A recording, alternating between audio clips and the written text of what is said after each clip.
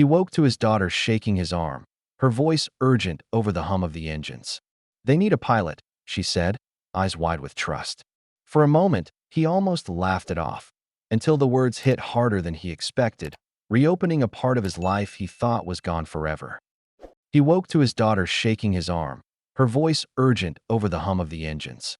"They need a pilot," she said, eyes wide with trust. For a moment, he almost laughed it off. The cabin lights had dimmed to that golden twilight airlines used to persuade restless passengers into sleep. Engines hummed with steady monotony, a low vibration that blurred into background comfort. In row 12, seat B, a single dad finally surrendered to exhaustion. His head tilted against the stiff seat cushion, his jaw slackened with the kind of tiredness that came not from work alone, but from years of carrying every responsibility himself. His right hand remained on the armrest, palm turned toward the little shoulder beside him. Even in sleep, his fingers rested there, lightly but protectively, as if to remind himself, and her, that he was still present. Beside him, his 7-year-old daughter had her earbuds in, the bright cord curling against her sweatshirt. She was small enough that her legs didn't reach the floor. They swung freely, a slow rhythm in the half-dark cabin. She glanced sideways more than once, checking if her dad was awake. Only when she saw his head sink deeper into rest did her own shoulders relax. At last she allowed herself to watch the animated movie glowing on the seatback screen, her lips curving in private smiles. For the first time since boarding, she felt safe enough to stop being watchful. Since her mother's absence, she had learned, in a way children should not need to, that her father's presence was her anchor. If he stirred uneasily, she stirred too. If he stayed awake, she forced her eyes open as long as she could. Tonight, though, in the cocoon of this aircraft, she finally allowed herself to believe that nothing bad would happen while his hand rested on her shoulder. Around them, the ritual of flight carried on. A flight attendant moved quietly down the aisle, collecting abandoned cups. A man across the row adjusted his reading light, pages of a paperback catching the glow. Somewhere near the front, a baby cried briefly before being hushed. Life in the sky felt ordinary, predictable, an invisible world that asked nothing more of passengers than patience. The father dreamed lightly, not of skies or cockpits, but of ordinary things.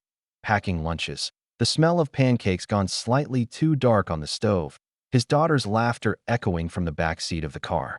He had folded that other life, the one with uniforms and checklists and vast horizons, into the farthest corner of himself. To his daughter, he was only dad, the man who sometimes forgot to fold laundry but never forgot bedtime stories. That was enough for him, or so he believed. It was in this fragile stillness, this moment when he was just another tired man on a night flight, that everything shifted. What neither he nor his daughter could know yet was that the silence of the cabin would soon fracture, and the ordinary hum of the engines would become the backdrop for a choice that would summon a version of him she had never seen. Until the words hit harder than he expected, reopening a part of his life he thought was gone forever. The first thing to change was the air itself. It thinned, not in oxygen, but in ease, like the cabin had inhaled and forgotten how to exhale. A chime sounded overhead, crisp and out of place in the lull of half-sleep. Then a voice came through the speakers, calm by training, urgent by necessity. "Ladies and gentlemen," the captain said, "this is your captain speaking. We have a medical emergency with one of our crew. If there is a qualified pilot on board, please make yourself known." The words did not match the setting. They drifted down over plastic window shades and lukewarm tea and seatback movies and settled with a weight that made people hold still. A paperback closed without a bookmark. A hand paused midway to press a call button and never landed. The engine hum kept its unbothered metronome, but the human sound changed. Tiny intakes of breath, a rustle of fabric, the soft percussion of question meeting fear. Row by row, heads turned as if the request might become visible if everyone just looked hard enough. The aisle lights traced a white line down the center of the plane, and along it a flight attendant stood very straight, lips parted, eyes sweeping the rows with practiced composure that couldn't hide the edge in her posture. She glanced toward the front, then back, then started moving, not briskly. Brisk would admit panic, but with a purpose that asked the cabin to cooperate with gravity and common sense. In row 12, The little girl didn't understand the technical stakes, only the change in adult voices. She pulled out one earbud and listened. The movie on her screen kept moving without her, bright colors flickering on her face, but her attention belonged to the ceiling now. She felt the gentle weight of her father's palm still on her shoulder, a promise and a habit, and she covered it with her small hand as if to hold the promise in place. Another chime. The captain's voice again, thinner now because repetition photographs urgency. If anyone on board has current or prior aviation experience, please make yourself known to the crew. The little girl turned. Daddy, she whispered, then tried again when he didn't stir. Daddy, wake up. He surfaced from sleep like a swimmer breaking a quiet lake, blinking, confused, that one breath between worlds. Sweetheart, what is it? His voice had the sandpaper of exhaustion on it, but his hand tightened on her shoulder in automatic reassurance. They need a pilot, she said. He smiled in the wrong direction, the way adults do when they are still inside a dream of safety. That's not something we usually have in the carry-on, kiddo. The joke fell between them and didn't land. She didn't smile back. A pilot, she repeated, and the word brought the weight of the ceiling down to his seat. He sat up. The cabin around them had shifted from leisure to alert, small conversations beginning, flight attendants conferring in low tones, the aisle briefly crowded and then cleared. He looked toward the galley, toward the forward bulkhead, as if the metal could answer what the announcement really meant. A second attendant moved past, pushing the empty trash cart like a shield. Her voice was even but thin. If anyone has aviation experience, anything, please press your call button. She scanned faces, not hunting for uniforms. There were none, but for the posture of people who know what to do when things get loud. He felt it then. The slow, familiar tightening along the sternum. The focus that used to arrive at dawn on the fourth day of a rotation, a map of steps unrolling in his mind even before he admitted he was reading it. Years had layered drywall over that instinct. The announcement cut a doorway through. The little girl searched his face. You can, can't you? It was not a challenge. It was the unvarnished belief children offer without negotiation. He swallowed. Across the aisle a man said softly to no one, They can't mean, up front. Another replied, They must have someone, as if saying it could make it true. The plane's body creaked the way big machines do when the air outside changes temperature. Overhead bins kept their secrets. The hum continued. He looked down at his daughter. Her knees knocked lightly as they swung.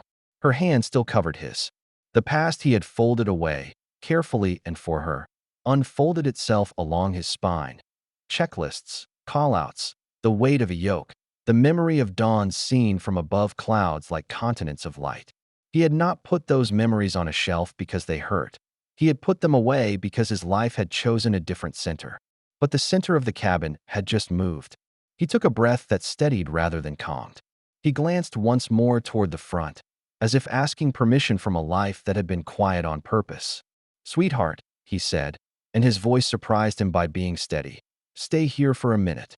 She nodded, small but fierce, as if she had been preparing for this request all along. Okay. He reached for the armrest, unbuckled with a slow click that felt louder than it was, and straightened to the cramped height the seat allowed. The aisle seemed longer than usual, a narrow runway lined with eyes. The attendant caught sight of him, hope flashing so quickly across her face he wondered if he had imagined it. I used to fly, he said, not loud, not dramatic, just true. The words left his mouth and rearranged the air. The attendant's posture softened into action. This way, sir, she said, and the purposeful walk began. Behind him, the little girl pressed her palm to the seat back he had just vacated, as if heat could travel through upholstery and follow him forward. The movie continued to play without her. The cabin still exhaled, and far ahead, beyond the galley curtain and the locked door, a different kind of quiet waited to be broken. The aisle seemed longer with every step he didn't take. He stood half-turned, his weight hovering between the seat that kept him safe and the narrow corridor that asked him to surrender anonymity. The cabin had not returned to chatter. It had tightened into a silence of witnesses, each passenger waiting for someone else to declare the emergency solved. He sank back into his seat instead, running a hand over his face. His daughter tugged gently at his sleeve, unwilling to let him fold back into sleep. Daddy, she whispered, you can, can't you? Her eyes were wide, not frightened but certain. The question was less about airplanes than about him. He felt the tug twice, once on the fabric of his shirt, once in the marrow of his bones. For years he had locked away the part of himself that once answered to checklists and cockpits, the part that thrived on responsibility heavier than any single household could provide. After his wife passed, he had traded that identity for something smaller but more vital. Bedtime stories read in tired voices, pancakes flipped too soon, school pickups in the rain. His daughter knew that version of him. She trusted it completely. "I haven't flown in years," he murmured, the words aimed more at himself than at her. His voice carried the doubt of someone who remembers the rhythm of a song, but not the lyrics. His chest tightened at the thought of returning to a cockpit only to discover he no longer belonged there. The girl tilted her head. "But you were a pilot." She said it as though she were identifying him in a photograph, pointing out the truth adults sometimes try to shade. Her innocence allowed no escape hatch. "You always tell me we can do hard things." Her words landed like coordinates on a map he thought he had thrown away. He drew in a breath that stalled halfway, heavy with memory. He could almost feel the headset pressing against his ears, almost hear the clipped exchange of radio chatter, almost smell the blend of fuel and recycled air unique to a cockpit. Muscle memory stirred in him like an old friend clearing its throat after years of silence. A flight attendant moved quickly down the aisle again, urgency hidden beneath a thin layer of calm professionalism. "If anyone has aviation experience, please, anything at all, we need help up front." Her eyes caught his for a fraction of a second, a plea disguised as neutrality. His daughter leaned toward him, whispering again, firmer this time. "Daddy, please." The word wrapped around him. It wasn't just a request, it was a hand extended across the divide between who he used to be and who he had become. He thought of the promises he made the night his wife passed, that he would never let their daughter feel abandoned, that he would never choose the sky over her again. Yet here she was, asking him to rise for her sake, not in spite of her. He closed his eyes for a heartbeat. In that dark space, the conflict untangled itself. This was not about nostalgia or pride or reclaiming something lost. It was about the small, unwavering trust in his daughter's voice and the rows of strangers who had no idea their fate might hinge on the man in seat 12B. When he opened his eyes, his decision had hardened into something steady. He unbuckled his belt with deliberate slowness, the metallic click cutting through the hush. He stood, his shoulders brushing the curve of the overhead bin. His voice came out low but resolute. "I used to fly," he said to the attendant waiting in the aisle. "Take me to the cockpit." His daughter's face brightened with relief, not surprise. She had never doubted. As he stepped into the aisle, she pressed her stuffed rabbit tight against her chest, as though lending him courage in plush form. He looked back once. She gave him a small nod, solemn and certain. It steadied him more than any checklist ever had. Then he turned forward, walking into the storm he thought he had left behind. The aisle narrowed before him, a tunnel of expectation. Every head seemed to pivot as he passed, passengers' eyes rising from their tray tables and seatback screens, following the stranger from row 12. Some looked hopeful, others skeptical, all of them silently calculating what it meant for their lives to hang in the balance of his words. "I used to fly."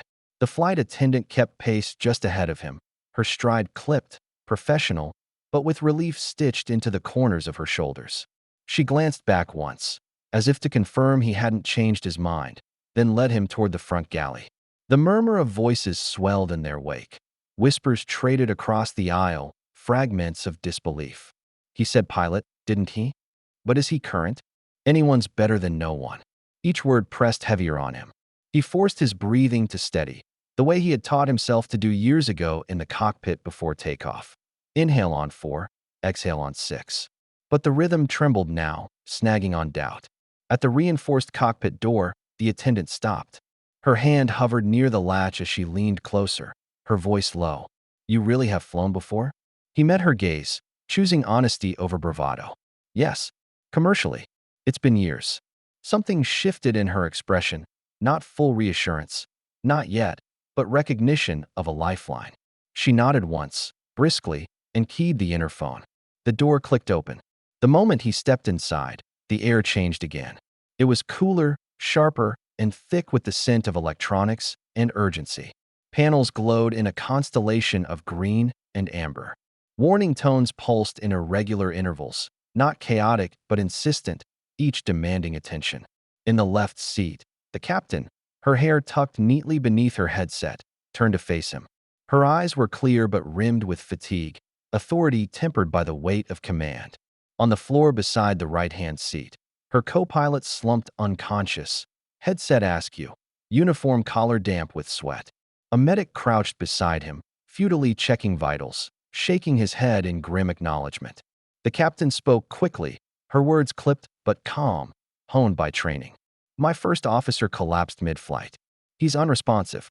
We're stable for now, but I can't land this bird alone. Who are you?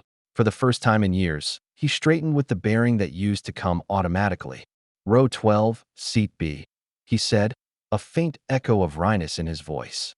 Then, more firmly, former commercial pilot. Logged 15 years, mostly domestic routes. It's been a while. She studied him with the precision of someone who had learned to judge character in seconds. What she saw must have been enough, because she simply said, "You're it." The words landed heavier than any checklist call-out. They weren't an invitation or a question. They were a transfer of responsibility. His chest tightened, but beneath the tension lay something older, something that had never left, an instinct born of thousands of hours above the clouds. He slid into the right-hand seat, the harness straps rough against his palms. Muscle memory stirred as his eyes swept the panels. Fingers twitched like they were waking from hibernation, already anticipating switches, knobs, readings. The silence inside him broke, not with fear, but with the low, steady hum of duty returning. The captain's voice cut through. You ready? He nodded once. Let's get these people home. And in that single sentence, the man who had been only a father in row 12 became something more. What he had always been, though buried under years of grief and routine. The transition was complete. The plane had a crew again. The seat felt both foreign and familiar, as though he had stepped into an old photograph where his younger self still lived. The harness clicked across his chest, firm, grounding him in a place he thought he had left behind forever. Lights blinked across the panels, an orchestra waiting for a conductor's hand. He inhaled, the recycled air sharp with metal and plastic, and let his gaze travel the instruments with deliberate calm. Muscle memory stirred, hesitant at first, then with the confidence of an old language remembered. Beside him, the captain's voice remained steady, her professionalism a shield against the storm of the moment. Autopilot is holding altitude, but I can't guarantee it'll last. Weather ahead's moderate, and we're approaching descent. Her tone carried command, but her eyes betrayed the strain of carrying two roles at once. Relief flickered there now, thin but real, as she handed part of the burden across. He adjusted the headset, the weight of it pressing familiar grooves against his temples. Understood, he said, voice leveling into the cadence he hadn't used in years. Let's run through where we are. System stable. Stable enough, she replied. Fuel margin is comfortable. Co-pilot went down without warning. He's breathing, but unconscious. Medics are monitoring. She nodded toward the small cluster behind them where the attendant crouched, working quietly. He forced himself not to look too long at the collapsed man. There was no time for sympathy, no space for distraction. He folded that image away, just as he had folded away grief years before, and focused on the panels. His fingers hovered, then landed lightly on the throttle quadrant, not to move it yet, but to remind himself of the weight of control. For a beat, silence hung between them. Then the captain broke it with the phrase that made it official. You have the controls. His hand closed around the yoke, and the years dissolved. The aircraft was no longer an anonymous machine carrying strangers. It was his responsibility, his voice, his steadiness keeping 200 hearts from panic. The hum of the engines deepened in his awareness, not background anymore, but heartbeat. Copy. I have the controls. She exhaled, a fraction deeper than before, and turned to handle communication. Her voice slipped into the radio, brisk, professional. Tower, this is Flight 237. Declaring medical emergency. Requesting priority landing. Additional qualified pilot now at controls. He listened, but let her words drift to the edge of his mind. His focus tunneled onto the instruments, the weight through the yoke, the faint tremors that spoke of winds outside. His body remembered how to interpret them: tilts, drifts, adjustments as natural as steering a car down a narrow street. The difference was altitude and consequence. The cockpit grew smaller, tighter, a capsule of concentration. The captain worked through the checklist beside him, flipping switches with efficient precision. He mirrored her rhythm, his responses steady, flaps set, speed checked, heading confirmed. The old script unfolded, and with it came something unexpected, not pride, but clarity. He had thought this part of himself was buried, locked away for his daughter's sake. But now he understood, it had not died. It had only been waiting for the moment when silence needed breaking, when steadiness meant survival.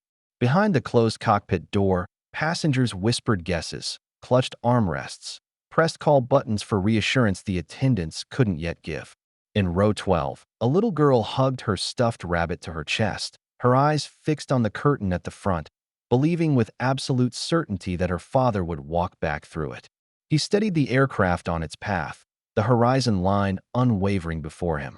The captain glanced at him, recognition softening her sharp features. For the first time in long years, he let himself answer the call of responsibility that once defined him. "Let's bring her down safe," he said quietly. And with that, the descent began. The aircraft's nose tilted ever so slightly as he eased the yoke, a subtle change that most passengers would never notice, but one that carried the weight of every soul on board. The descent had begun. He felt it in the vibrations under his boots, in the minute resistance of the controls, in the invisible air currents pressing against steel wings. Beside him, the captain worked the radios, her voice brisk and exact, each phrase returned by clipped responses from air traffic control. Her calm anchored the cockpit, but it was his hands that held the line between fear and safety. He scanned the instruments, eyes flicking from altitude to airspeed, from horizon to navigation readouts. Every check confirmed the picture in his head: stable, controlled, recoverable. The numbers soothed him, their order and rhythm a reminder that the laws of physics had not abandoned him. Yet beneath that precision thrummed a very human awareness of his daughter in row 12, small legs swinging, clutching her rabbit with fierce faith. He imagined her whispering to herself, "Daddy's got this." The thought steadied him more than the dials. Outside the cockpit door, the cabin carried its own story. Word had spread quickly. The man from row 12 was flying the plane. Some passengers leaned into strangers for comfort, others clasped hands across aisles. A few prayed silently, lips moving in rhythm with the descent. The attendants moved with quiet efficiency, offering smiles that didn't quite reach their eyes, gathering empty cups as if routine could hold panic at bay. The little girl watched the curtain at the front like it was the horizon itself. She didn't cry or fidget. She simply waited, her entire posture a portrait of trust. Every time the engines shifted pitch, her fingers tightened on the rabbit, but her gaze never wavered. In the cockpit, he felt the weight of that unseen audience. It was not pressure in the old sense of commercial schedules or airline protocols. It was raw, human dependence. 200 people suspended in faith that the stranger in the right-hand seat could deliver them home. The captain glanced at him during a pause in radio calls. Her eyes, steady but lined with fatigue, held a question she didn't need to voice. "Are you sure you're ready for this?" He answered with action, nudging the yoke with confidence he hadn't expected to find so quickly. The aircraft responded, smooth and obedient. "She still remembers me," he said quietly, almost to himself. "Good," the captain replied, a faint smile ghosting across her features. "Then let's finish this." Minutes stretched like hours. He guided the plane through the descent path, each adjustment deliberate, each response checked against instinct and instrument. The runway lights finally glittered faintly through the windshield, a necklace of guidance strung across the dark earth below. Behind them, a ripple of whispers moved through the cabin as passengers noticed the tilt downward, the preparation for landing. Anxiety rose, but so did hope. He breathed deeply, forcing his pulse to steady. One more landing, he told himself. Not for a company, not for a career. For her. For all of them. The runway grew larger, clearer. The final approach began. The runway stretched out like a ribbon of light in the dark, every bulb marking a path his body still knew how to follow. His hands stayed steady on the yoke, his left foot working the rudder pedals in small, precise movements. The captain called out the final checks, her voice calm, rhythmic, almost ceremonial. He answered without hesitation. Each word felt like a vow. Flaps confirmed, speed checked, gear down. The aircraft sank lower, engines throttled back, the pitch of their song dropping into the register of inevitability. He felt the shift in the cabin behind him as 200 passengers straightened in their seats, as though some collective instinct told them they were crossing a threshold. Tray tables clicked, seatbelts tightened, breaths held. His focus narrowed to the windshield, the glowing lines, the red and white approach lights, the trembling horizon. Sweat beaded at his temples, but his hands did not waver. Years had been stripped away, and in their place remained the core truth. Flying was not about ego or thrill, but responsibility. The wheels kissed the runway with a softness that surprised even him. Rubber met asphalt in a brief shudder, then steadied. Reverse thrust roared, rattling the cabin, and the aircraft slowed with measured confidence. When the brakes eased and the nose rolled gently down the center line, silence cracked open into sound. The cheer began in the rear, a tentative burst of relief, then spread forward in waves. Applause, laughter, tears, strangers clasping each other's hands, strangers who had shared the same suspended fate now united in gratitude. The little girl in row 12 sprang to her feet against her seatbelt, clapping so hard her rabbit nearly slipped from her arms. He powered down the throttles, chest rising and falling as if he had run miles. The captain leaned back, her face drained but resolute. She reached out, gripping his hand firmly. "You just saved a plane full of lives. Thank you." Her eyes, fierce and unflinching, carried the weight of someone who did not offer words lightly. When he finally unbuckled and rose, his legs trembled, not from fear, but from the sudden release of holding so much steady for so long.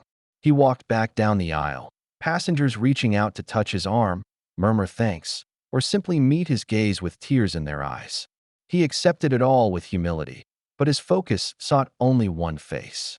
At row 12, she was waiting.